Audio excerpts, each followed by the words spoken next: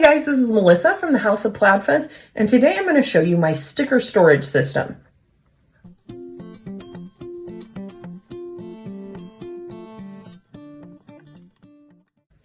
If you're new to my channel, please go ahead and subscribe so you don't miss any of my new content. And if you're not, welcome back. So today I'm going to show you how I am storing my stickers. If you've followed me for any amount of time, you know I'm a fairly functional minimal planner, so I don't use a ton of stickers, but I use enough that I needed some sort of storage system that was easy for me to like throw in a bag and take on the go too. I've tried a lot of different ways to organize my stickers, and currently this is the best I have come up with. This is just a little photo album that I got from Michael's, and I took the covers out and just put washi tape on them. I think it had something about travel. You can see I've got one kind of pastel side and one black and white side, so I can switch it out according to mood or season. So I think this little photo album maybe cost me $3 at Michael's. I think it's about like a 5x7 size. I just stuck a journaling card in here to make it a little bit more rigid and just for decorations. But as you can see, I just slide my stickers in the pockets, which is not rocket science, but I also have them labeled into sections. And that is what has really made this system work for me. Like here we have beauty. So I've got, you know, the stickers I use for when I clean my makeup brushes. I've got stickers to remind me to paint my nails, things of that nature. Borders is probably not really accurate to these types of stickers. I don't know what to call them, but they're just kind of random decor that I would use to, you know, like section an area off or something like that. These are car related stickers. So, you know, stickers that I can jot down what I spent on gas, or, you know, if I get my car repaired or something like that. Celebrate kind of covers all the holidays, which you can see I don't have a lot in here right now. I've got some birthday stickers, but I wanted to make these sections kind of generic enough that as my sticker collection changes, I still have categories that are applicable. But these are actually not hard to peel off.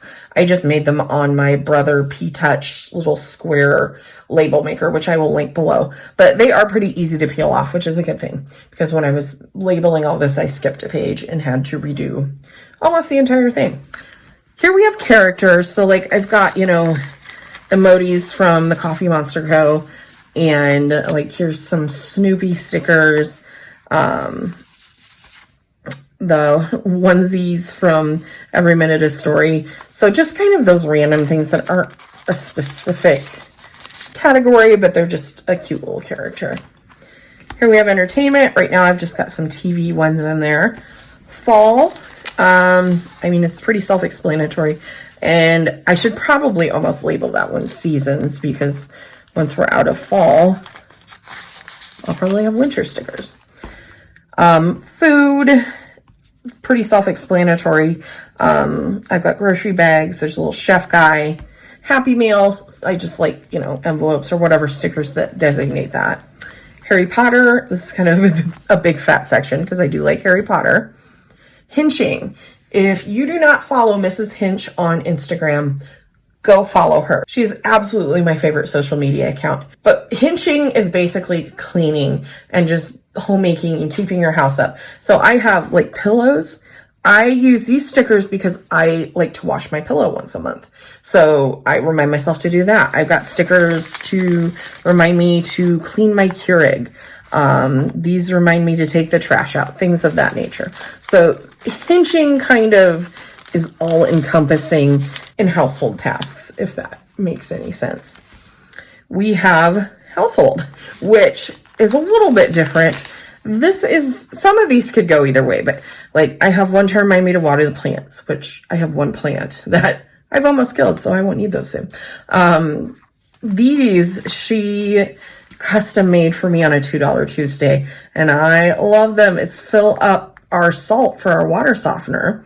I have never been able to find stickers to remind me to do that.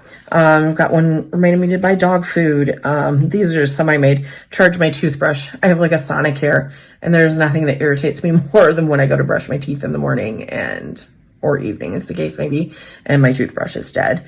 And I've got a couple different reminding me to refill prescriptions or pick them up. Now these are icons. I just have these foiled bows that I made in here. But I mean, that's pretty self-explanatory. Any little thing like that doesn't have a specific category. Money. I don't have a lot in here. Nightmare Before Christmas also gets its own category. One of my favorite movies. I just love those characters, so I've got enough of those. It got its own category as well. Here I have planner and office related stickers. My office is basically my planner room.